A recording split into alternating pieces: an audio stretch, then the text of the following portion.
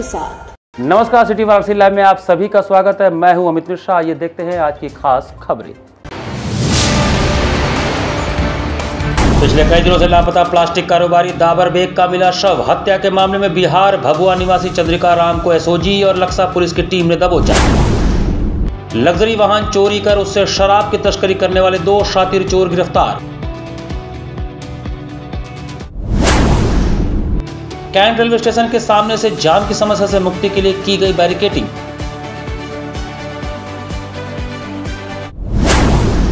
और नमिता कुंवर public school के बच्चे उतरे सड़कों पर, बोले मजबूत लोकतंत्र के लिए करें मतदान। और अब समाचार विस्तार से। लापता प्लास्टिक कारोबारी 55 वर्षीय दाबर बेग की हत्या मामले में पुलिस ने चैनपुर भभुआ निवासी चंद्रिका राम को गिरफ्तार कर लिया है।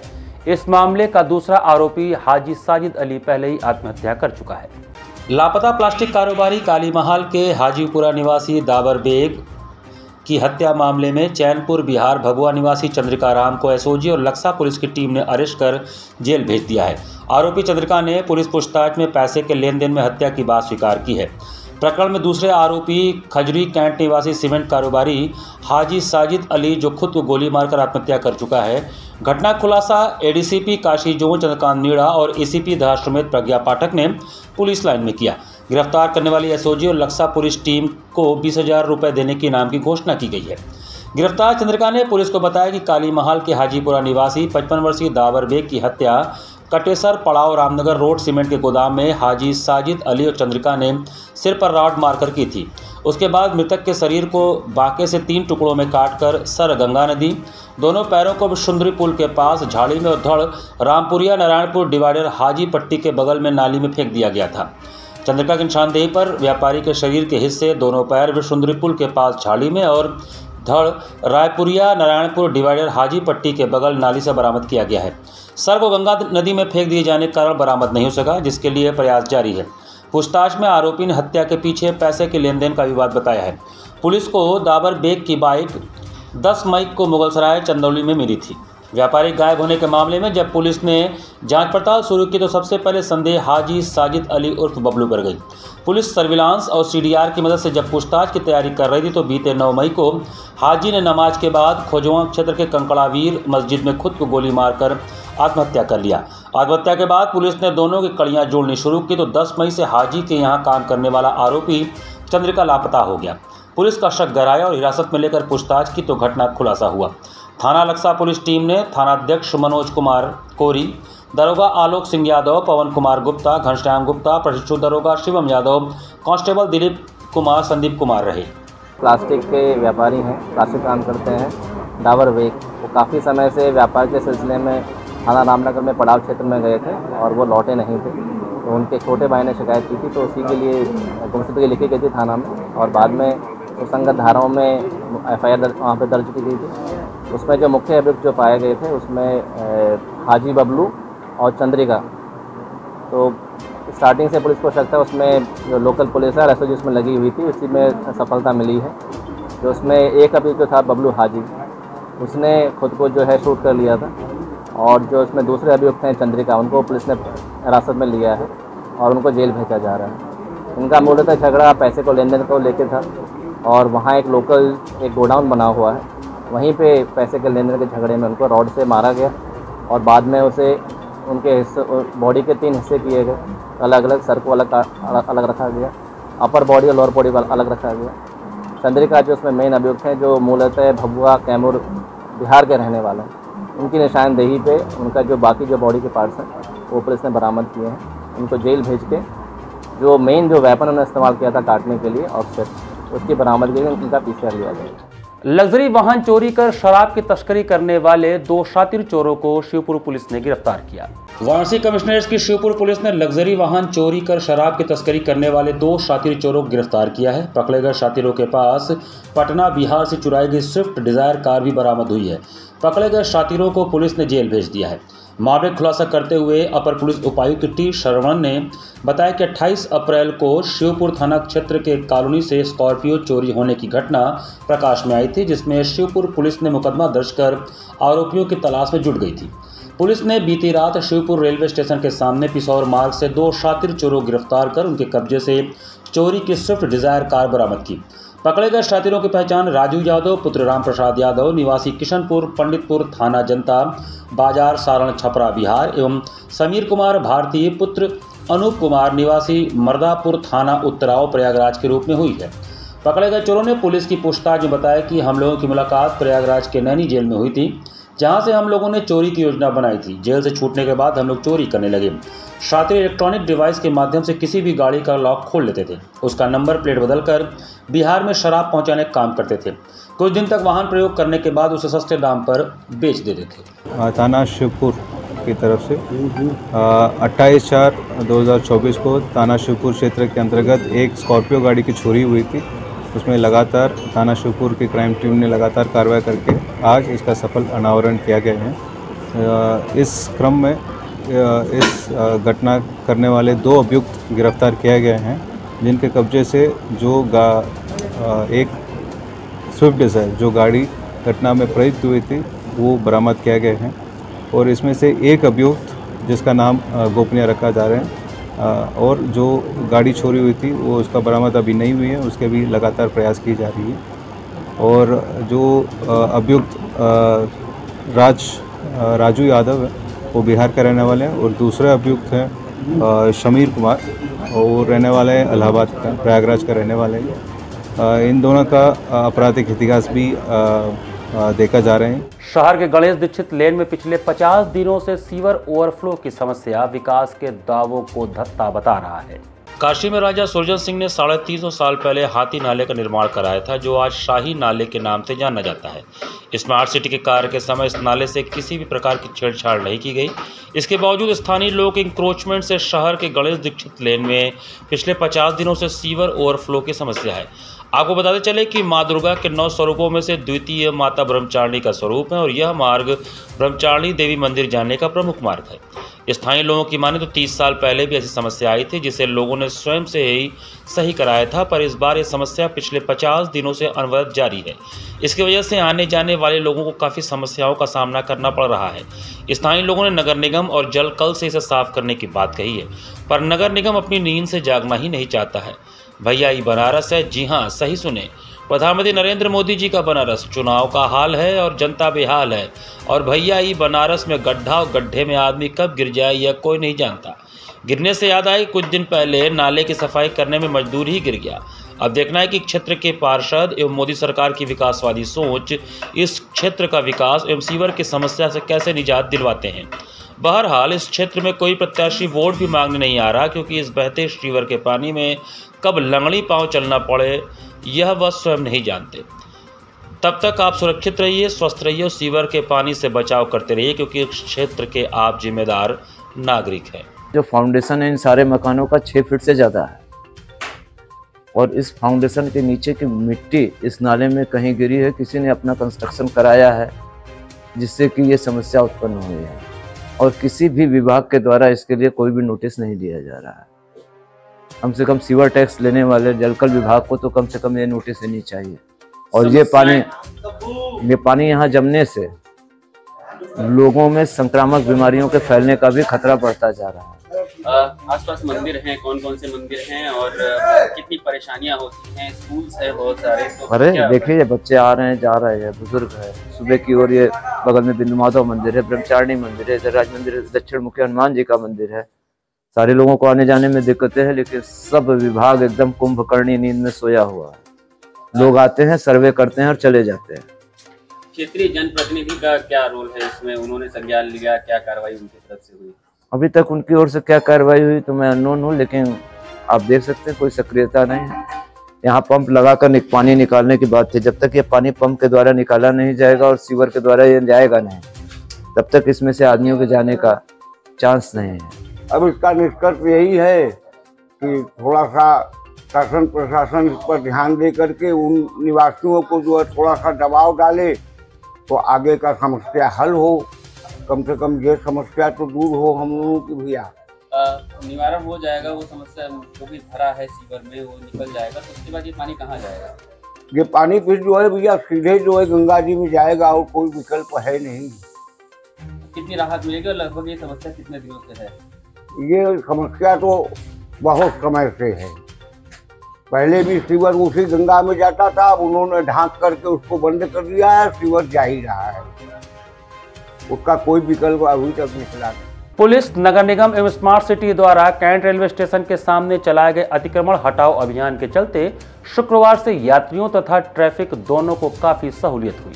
कैंट रेलवे स्टेशन के सामने से जाम की समस्या से मुक्ति दिलाने के लिए पुलिस और नगर निगम एवं स्मार्ट सिटी की संयुक्त टीम ने कल निरीक्षण कर अतिक्रमण हटाओ अभियान चलाया था और सर्कुलेटिंग एरिया से सटे हुए बाउंड्री वालों के बाहर बांस बल्ली लगाकर बैरिकेडिंग कर दिया था। कल मीडिया से बात करते हुए डीसीपी काशी जोन प्रमोद कुमार ने बताया था कि जाम की समस्या से काफ़ी दिनों से लोग जूझ रहे थे। उसी को देखते हुए अतिक्रमण हटाओ अभियान एवं रोपवे प्रोजेक्ट को गति देने के लिए यहां पर भ्रमण एवं अभियान चलाया गया था ताकि लोगों को जाम से मुक्ति मिल सके। उन्होंने बताया कि कैंट पर काफ़ी जाम लगता है, यहाँ पर ठेला, ऑटो एवं टोटो वाले बीच में खड़े करके जाम लगाते हैं। आज हम लोग इस समस्या को दूर करने के लिए अतिक्रमण हटाओ अभियान चला रहे हैं, जिसमें नगर आयुक्त Akshat Varma, smart city project manager सहित पुलिस कर्मी के जवान एवं नगर निगम कर्मी प्रवर्तन दल सहित मौजूद थे। यहाँ पे लगातार शिकायतें भी हैं कि जो मेन स्टेशन कैंट है, चूँकि एक भावी प्रोजेक्ट भी है आगे रोपवे का, यहाँ पे इंक्रोचमेंट और ट्रैफिक की बहुत समस्या थी। तो आज पुलिस और नगर निगम, नगर आयुक्त हमारे साथ में हैं, संयुक्त निरीक्षण किया गया है। कुछ यहाँ पे सजेशंस हैं, जैसे दुकान वालों को आगे करके वहाँ पे सौंदर्यीकरण करने का, जो लेफ़्ट साइड का अगर आप देखेंगे फ्लाईओवर के नीचे, तो यहाँ पे ऑटो स्टैंड बनाने का और उसका पैसेज वे देने का। तो अगले 2-3 दिनों में इस पर कार्य चालू होगा। मुझे लगता है इससे पब्लिक को सहूलियत भी मिलेगी और जो यहाँ पे जाम है और जो गंदगी है उससे भी निजात मिलेगी। आज कैंट रेलवे स्टेशन के बाहर का पूरा रंगत बदला हुआ नजर आया, जहाँ पर अवैध अतिक्रमण हुआ करता था, जिससे राहगीरों एवं यात्रियों को आने जाने में काफ़ी समस्या होती थी। साथ ही साथ ट्रैफिक पुलिस को भी ट्रैफिक कंट्रोल करने में दिक्कतों का सामना करना पड़ता था। उसे जगह जगह पर प्रशासन ने पूरी तरह से बैरिकेडिंग कर दिया, जिससे वहां पर रास्ता अब काफ़ी हद तक साफ हो गया है और अब लोगों को कैंट रेलवे स्टेशन आने जाने में कोई समस्या नहीं हो रही है तथा ट्रैफिक भी काफ़ी सामान्य हो गया है। इसको लेकर अधिकारियों ने चेतावनी दी है कि अब कोई अतिक्रमण करता है तो उसके खिलाफ विधिक कार्रवाई की जाएगी। वाराणसी में लग रहे ट्रैफिक जाम व्यवस्था को सुधारने के लिए प्रशासन ने कदम उठाना शुरू कर दिया है। इसी के तहत कैंट रेलवे स्टेशन की बात की जाए, जहाँ पे प्रतिदिन लाखों की संख्या में यात्रियों का आवागमन होता रहता है और उस आने जाने के लिए प्रवेश मार्ग के अगल बगल अवैध तरीके से अतिक्रमण लगे रहते थे, जिसकी वजह से काफ़ी लोगों को आने जाने में दिक्कत का सामना करना पड़ता था, यात्रियों को दिक्कत का सामना करना पड़ता था। और आप देख सकते हैं कि इस समय पूरी तरह से बैरिकेडिंग कर दिया गया है कैंट रेलवे स्टेशन के बाहर का जो परिसर था, ताकि अब कोई यहाँ पे भी अवैध अतिक्रमण न लगा सके, न कोई खड़ा हो सके यहाँ पे। और इसके साथ ही साथ जिला प्रशासन, नगर निगम और स्मार्ट सिटी की टीम ने जब ये निरीक्षण किया और साथ ही साथ स्थानीय पुलिस को भी निर्देश दिया है कि आगे से कोई भी इस तरह का अतिक्रमण इस एरिया में न लगे, ताकि प्रशासन द्वारा आने जाने वाले लोगों को कोई समस्या का सामना न करना पड़े। कैमरा पर्सन के साथ मैं Pankaj Mishra, city channel, Varanasi. Varanasi cantt station में 3 में से 2 फुट ओवरब्रिज में कार्य होने के चलते यात्रियों को काफ़ी दिक्कतों का सामना करना पड़ रहा है। वाराणसी कैंट रेलवे स्टेशन पर फुट ओवर ब्रिज का काम चल रहा है। इस दौरान 3 ओवर फुट ब्रिज में 2 फुट ओवर ब्रिज में कार्य चल रहा है, जिसके कारण यात्रियों को आने जाने में काफ़ी समस्याओं का सामना करना पड़ रहा है। कैंट एक्सीलरेटर सीढ़ी से प्लेटफॉर्म 1 से 9 तक जोड़ने वाले फुट ओवर ब्रिज पर कार्य चल रहा है। वाराणसी कैंट रेलवे स्टेशन के निदेशक गौरव दीक्षित ने बताया कि वाराणसी के कैंट रेलवे स्टेशन पर 3 फुट ओवर ब्रिज बीच वाले फुट ओवर ब्रिज में मरम्मत काम चल रहा है, जिसके कारण आवागमन रुक गया है। साथ ही 1 फुट ओवर ब्रिज 1930 का है, उसे नया बनाया जाएगा। जो नया फुट ओवर ब्रिज बनेगा वह 12 फीट चौड़ा एवं 200 फीट लंबा होगा। देखिए, वाराणसी स्टेशन पर जो पहला 1 फुट ओवर ब्रिज था, इसको अभी कुछ दिन पहले तोड़ दिया गया था। अभी हमारे स्टेशन पर 2 फुट ओवर ब्रिज हैं, जिसमें कि बीच वाला फुट ओवर ब्रिज पर कुछ रिपेयर का काम चल रहा है। उसके वर्टिकल्स और शेड का कुछ रिपेयर चल रहा है, जो कि कल दोपहर तक पूरा होने की उम्मीद है। उसके बाद हमारे दोनों फुट ओवर ब्रिज पूरी तरह से फंक्शनल होंगे। अभी वर्तमान में 1 ही फुट ओवर ब्रिज चल रहा है, जो कि हमारे काशी छोर पर है। उसकी वजह से यात्रियों को कुछ दिक्कत हो रही है, पर हमारे स्टाफ, आरपीएफ, जीआरपी और कमर्शियल स्टाफ सारे लगे हुए हैं पैसेंजर्स को गाइड करने में, ताकि कोई भीड़ की स्थिति उत्पन्न ना हो। ये कार्य कल दोपहर तक पूरी होने की उम्मीद है। सर, क्या स्टेशन क्या और कोई फुट ओवर ब्रिज का कुछ है प्रस्ताव इस तरह से बनने का? जो 1 फुट ओवर ब्रिज हमारा जो 1930 का था, जो तोड़ दिया गया, उसकी जगह पे एक नया फुट ओवर ब्रिज बनाने का प्रस्ताव डिवीजन को भेजा गया है। इसको सैद्धांतिक रूप से मंजूरी मिल गई है, जो हमारे स्टेशन के लखनऊ छोर पर बनाया जाएगा। प्लेटफॉर्म नंबर 1 से लेकर 9 तक सभी प्लेटफॉर्मों को कनेक्ट करता हुआ सेकंड एंट्री पर लैंड करेगा। उसका अभी वो सैंक्शनिंग स्टेज पे चल रहा है, जल्दी उसका काम शुरू होने की उम्मीद है। तो क्या चौड़ाई उड़ाई होगी, क्या सुविधाएं होगी? उसकी चौड़ाई लगभग जो भी प्रस्ताव भेजा गया 12 मीटर की चौड़ाई और लगभग 200 मीटर लंबाई होगी। सभी प्लेटफॉर्म पे लिफ्ट एस्केलेटर होंगे और सभी प्लेटफॉर्मों को कनेक्ट करता हुआ एक बहुत अच्छा फुटओवर ब्रिज बनाया जाएगा।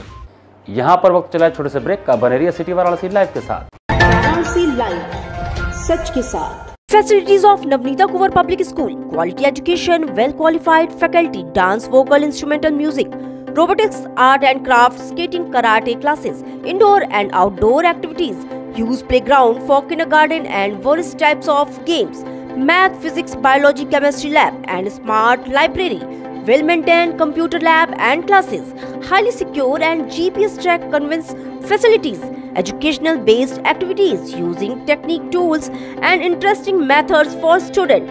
Navneeta Kuvar Public Schools, Swahi near BHU Hyderabad Gate, Varanasi. Mobile number 7311128462. Navneeta Kuvar Public Schools.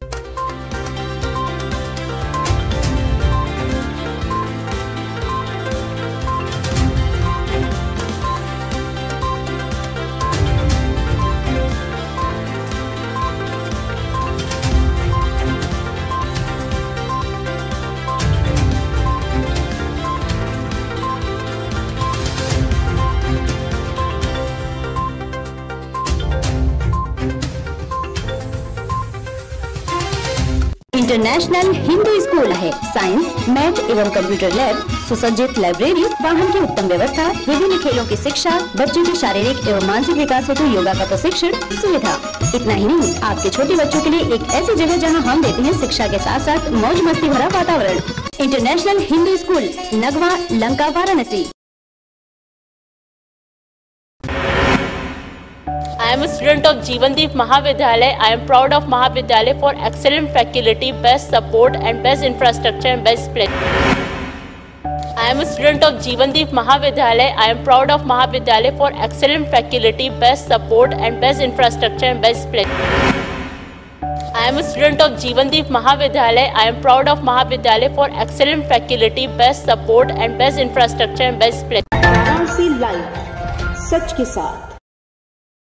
Break के बाद आपका स्वागत है। नवनीता कुंवर पब्लिक स्कूल के बच्चों ने शुक्रवार को मतदाता जागरूकता रैली निकाली। मजबूत लोकतंत्र के लिए मजबूत सरकार का होना जरूरी है और यह तभी संभव है जब हम सभी 100% मतदान करें। बच्चों ने ही संदेश देने के लिए शुक्रवार को रैली निकालकर लोगों को जागरूक करने का एक सराहनीय प्रयास किया। यह बच्चे थे नवनीता कुंवर पब्लिक स्कूल सुसवाही की। स्कूल परिसर से शुरू हुई यह रैली क्षेत्र के विभिन्न जगहों में भ्रमण करने के पश्चात वापस कॉलेज में आकर संपन्न हुई। इसके पूर्व इस रैली को रोहनिया के पूर्व विधायक सुरेंद्र नारायण सिंह ने स्कूल के प्रबंधक राजेश कुमार राय, प्रधानाचार्य डॉक्टर दिवाकर राय, उप प्रबंधक प्रवीण कुमार राय के साथ हरी झंडी दिखाकर रवाना किया। रैली में शामिल बच्चे कतारबद्ध हाथों में मतदान के प्रति जागरूकता संबंधित तख्तियां व बैनर लेकर चल रहे थे और हर आने जाने वाले को यह बताने का प्रयास कर रहे थे कि 1 जून को वह खुद भी मतदान करें और दूसरों को भी मतदान के लिए जागरूक करें। बच्चों के प्रयास की सभी ने सराहना की। बच्चों की इस पहल में स्कूल के शिक्षक शिक्षिकाओं का भी सराहनीय योगदान रहा। अंत में समन्वयक A.K. वर्मा ने सभी के प्रति आभार व्यक्त किया।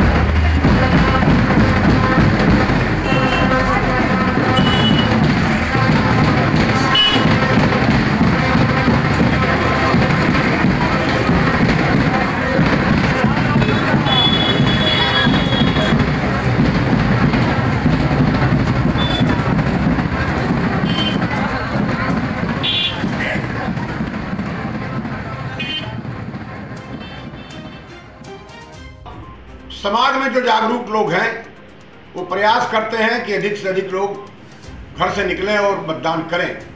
मेरा तो अपना मानना है कि सरकार को सख्त नियम ऐसा कुछ बनाना चाहिए कि प्रत्येक लोग मतदान करें। जो मतदान नहीं करेंगे उनके खिलाफ कोई न कोई अवश्य ऐसी व्यवस्था करनी चाहिए ताकि आगे के लिए वो खुद चेतें और समाज में खुद निकलकर आगे मतदान कराने के लिए प्रेरित करें लोगों को। जनता के बीच में बहुत उत्साह है, लेकिन अभी बच्चों के माध्यम से उसको और बढ़ाने का प्रयत्न किया जा रहा है, क्योंकि बच्चों को देखकर कभी कभी हमारे मन में शिथिलता रह जाती है। उसको उत्साह बढ़ाने के लिए आज बच्चों ने अपनी रैली निकाली, उनसे निवेदन किया है कि 1 जून को आप ज़्यादा से ज़्यादा आकर अपना वोट डालें।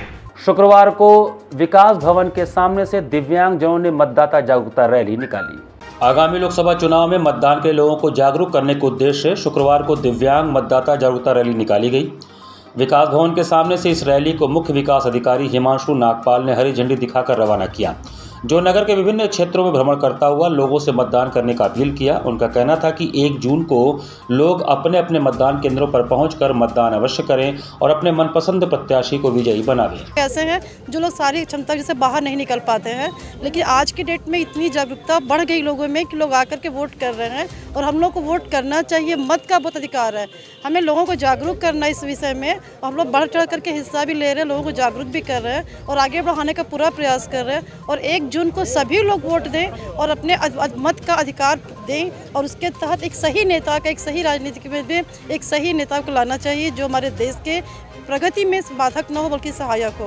और हम लोग ये साबित करना चाहते हैं कि हम लोग दिव्यांग नहीं हैं, इसीलिए हमारे सारे भाई बहन, सारे अधिकारी लोग एक साथ यहाँ पे एकत्रित हुए हैं। ना तो ये लोग धूप को देख रहे हैं, ना ये लोग परेशानी देख रहे हैं, पूरा परिक्रमा एक चक्कर लगा करके ये साबित कर रहे हैं कि हम लोग भी एक सही मतदाता हैं और अपने वोट का सही प्रयोग करें। 20 मई से नागी नाटक मंडली न्यास द्वारा नवांकुर नाट्य कार्यशाला का आयोजन किया जा रहा है। भारत की सर्वाधिक पुरातन नाट्य संस्था नागी नाटक मंडली न्यास के द्वारा प्रतिवर्ष वरिष्ठ एवं कनिष्ठ वर्ग की नवांकुर नाट्य कार्यशाला का आयोजन विगत 26 वर्षों से किया जा रहा है।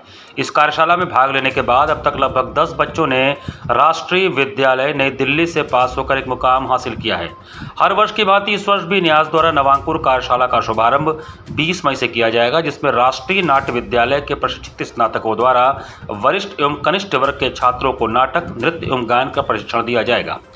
इस नवांकुर नाट्य कार्यशाला के बारे में जानकारी साझा करने के लिए शुक्रवार को वाराणसी के कबीर चौराहे स्थित नागी नाटक मंडली में प्रेस कॉन्फ्रेंस का आयोजन किया गया। इस मौके पर वरिष्ठ अस्थि रोग विशेषज्ञ एवं संस्था के सचिव डॉक्टर अजीत सहगल ने बताया कि 26 सालों से इस प्रकार के कार्यशाला का आयोजन किया जा रहा है, जो हमारे लिए बहुत ही गर्व की बात है। नवांकुर नाट्य कार्यशाला एक ऐसा प्लेटफॉर्म है जहां पर भाग लेकर बच्चे रंगमंच की दुनिया में अपना भविष्य बनाने के लिए एक सफल प्रयास कर सकते हैं। उन्होंने बताया कि राष्ट्रीय नाट्य विद्यालय के वरिष्ठ नाटक कलाकार प्रवीण कुमार गुंजन के द्वारा बच्चों को प्रशिक्षण दिया जाएगा। 20 मई से प्रारंभ होने वाली इस कार्यशाला के अंत में बच्चों द्वारा नाट्य की प्रस्तुति भी की जाएगी और अंत में उन्हें सर्टिफिकेट भी प्रदान किया जाएगा। जून के आखिरी सप्ताह में नाटकों का मंचन किया जाएगा। वहीं वरिष्ठ नाटककार प्रवीण कुमार गुंजन ने बताया कि रंगमंच को जीना और रंगमंच में अपना भविष्य बनाने के लिए नवांकुर नाट्य कार्यशाला हर वर्ष इस प्रकार का आयोजन करती है। इसमें भाग लेने वाले बच्चों को रंगमंच के लिए एक प्लेटफॉर्म मिलता है, साथ ही साथ तमाम बड़े कलाकारों के द्वारा उन्हें प्रशिक्षित किया जाता है। वहीं न्यास मंडल के अध्यक्ष डॉक्टर संजय मेहता ने नवांकुर नाट्य कार्यशाला में बच्चों का भाग लेना क्यों महत्वपूर्ण है, इसके बारे में जानकारी साझा की। और उन्होंने यह भी बताया कि चाहे देश में कितने भी एक्टिंग एकेडमी खुल जाएं, लेकिन रंगमंच वह पहली सीढ़ी है जिसे सभी को पार करना होता है। नवांकुर नाम का कार्यक्रम हम लोगों ने 26 वर्ष पूर्व स्टार्ट किया था, जिसमें गर्मी की छुट्टियों में बच्चों को नाट्य विधा के विभिन्न आयामों के बारे में जानकारी देने के लिए, नृत्य के लिए, गायन के लिए अलग अलग गुरुओं के द्वारा सिखाया जाता था, जिससे बच्चे समय का सदुपयोग कर सकें, गर्मी की छुट्टियों का सदुपयोग कर सकें और आने वाले कल में इसको अपने प्रोफेशन के रूप में भी अपना सकें। मैं बहुत गर्व के साथ कह सकता हूं कि पिछले 25 वर्षों में लगभग 17-18 हज़ार बच्चों ने इस ट्रेनिंग ली है और उन्होंने अपने इस फील्ड में भी अपना जो है स्थान बना लिया है। ये लगातार चल रहा है, राष्ट्रीय नाट्य विद्यालय के सहयोग से चल रहा है। और इस बार एक बहुत ही इम्पॉर्टेंट बात ये होने जा रही है कि राष्ट्रीय नाट्य विद्यालय, जिसकी एक शाखा वाराणसी में है, उसके जो निदेशक हैं प्रवीण गुंजन जी, ये इस बार जो है वो ट्रेनिंग कराएंगे। उनके साथ जो है और भी लोग होंगे जो बच्चों को नए नए तरीके से, किस तरीके से विधा है उसके बारे में बताएंगे। हम लोग ने एक प्रयोग के तौर पे इस वर्ष एक नया कार्यक्रम शुरू किया है जो 15 दिन का होगा। 27 मई से योगा का कार्यक्रम भी शुरू किया गया है जो सवेरे 6 से 7 होगा। प्रोजेक्ट धब्बा द्वारा महिला जागरूकता अभियान एवं निःशुल्क सैनिटरी पैड वितरण कार्यक्रम का आयोजन किया गया। नासिरपुर दुर्गा मंदिर में उत्तर प्रदेश सरकार द्वारा पंजीकृत प्रोजेक्ट धब्बा पूर्वांचल एक यात्रा ट्रस्ट की मुहिम महिला स्वच्छता जागरूकता अभियान एवं निःशुल्क सैनिटरी पैड वितरण कार्यक्रम का आयोजन किया गया, जिसमें संस्था की तरफ से 100 से ज़्यादा महिलाओं व लड़कियों को सैनिटरी पैड वितरित किए गए। संस्था के फाउंडर राखी रानी ने महिलाओं व युवतियों को सैनिटरी पैड के बारे में जागरूक करते हुए बताया कि ग्रामीण इलाकों में ही नहीं, शहरों में भी काफ़ी जगह महिलाएं गंभीर बीमारियों से जूझ रही हैं और वे सबके सामने अपनी बीमारियां बताने में झिझक महसूस करती हैं या परिवार में उपेक्षा का शिकार होती हैं। सरकार द्वारा जागरूकता फैलाने की कई योजनाओं के बावजूद महिलाएं अपने प्रति लापरवाह होती हैं, क्योंकि उनके ऊपर परिवार की जिम्मेदारी होती है। वह बेटी, बहन, पत्नी और माँ बनकर औरों के स्वास्थ्य का ध्यान तो रखती हैं, परंतु वे अपने लिए समय नहीं निकाल पाती। इस संबंध में संस्था ने आगे बढ़कर पिछड़े इलाकों में घर घर जाकर स्वास्थ्य संबंधी जागरूकता फैलाने और महिलाओं को स्वस्थ करने का प्रयास किया है। मुख्य अतिथि करौंदी वार्ड के भाजपा पार्षद श्यामभूषण शर्मा ने प्रोग्राम में आई सभी महिलाओं व लड़कियों को मासिक धर्म के दौरान स्वच्छता अपनाने पर जोर देने को कहा और पूर्वांचल एक यात्रा ट्रस्ट मुहिम की पूरी टीम आभार भी प्रकट किया कि ऐसे कार्यक्रम लगातार होने चाहिए। वहीं गंगा मित्र धर्मेंद्र पटेल ने मासिक धर्म जागरूकता के दौरान बताया कि एक स्वस्थ सशक्त महिला ही सशक्त देश बना सकती है। एक महिला के स्वस्थ होने से उसके परिवार, उसके समाज, उसके देश का भविष्य उज्जवल होता है। इस प्रोजेक्ट के अंतर्गत हम ऐसे गांव और महिलाओं के बीच में एक स्वच्छता अभियान, जिसके अंतर्गत पीरियड्स के बारे में जानकारी, हमें कैसे क्या यूज़ करना है, कैसे साफ़ सफाई रखनी है, इसके बारे में जानकारी दी जाती है। तो वही आज हमने यहाँ करीब 100 से ऊपर महिलाएं थी जिनके साथ हमने ये कार्यक्रम किया, जिनमें कि हमने निःशुल्क पैड का भी डिस्ट्रीब्यूशन किया है और उसके बारे में हमने जानकारी भी दी है। तो क्या घर घर जाके जानकारी दी, किस तरह का? नहीं, आज महिलाओं को इकट्ठा किया गया था और उनको पीरियड के बारे में और हमारे घर में जो छोटी बच्चियां हैं उन्हें पीरियड के बारे में कैसे जानकारी देनी है, उन्हें कैसे बताना है, कैसे समझाना है, इसके बारे में हमने उन्हें समझाया है। घाट संध्या कार्यक्रम में शुक्रवार को सैफाली मुखर्जी के गायन ने दर्शकों को आनंदित कर दिया। 80 घाट स्थित सुबह बनारस मंच पर आयोजित घाट संध्या कार्यक्रम में शुक्रवार को बनारस की युवा कलाकार शेफाली मुखर्जी ने भजन प्रस्तुत किया। कार्यक्रम का शुभारंभ चैती अवध में बाजेला बधैया हो रामा, तत्पश्चात दादरा सांवरिया प्यारा रे मोरी गुइया, समापन भजन से श्री राम कहो अंतर मन से फिर सुख बरसेगा जीवन में जैसे अद्भुत लोकगीत गाकर दर्शकों के हृदय को मंत्रमुग्ध किया। संगत कलाकार के रूप में तबले पर ज्ञान स्वरूप मुखर्जी, हारमोनियम पर मनोहर कृष्ण श्रीवास्तव उपस्थित रहे। कलाकारों को प्रमाण पत्र बालेश्वर तिवारी ने प्रदान किया। प्रमाण पत्र प्रदान करने के साथ ही उनके समर्पित संगीत साधना की सराहना की गई। कार्यक्रम का संयोजन सुबह बनारस के सचिव संस्थापक डॉक्टर रत्नेश वर्मा ने किया है। कार्यक्रम का सफल संचालन सीमा केसरी ने किया। इस अवसर पर भारी संख्या में दर्शकगण उपस्थित रहे।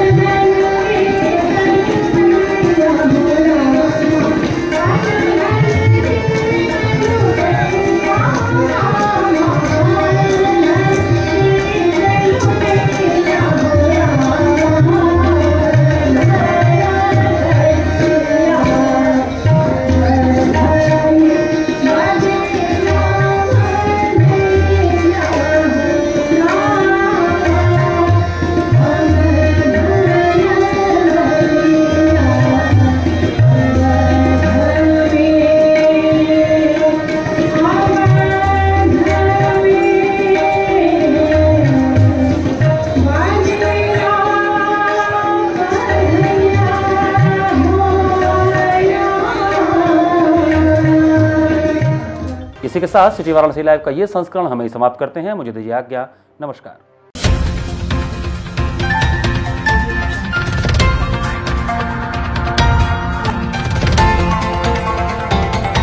वाराणसी लाइव, सच के साथ।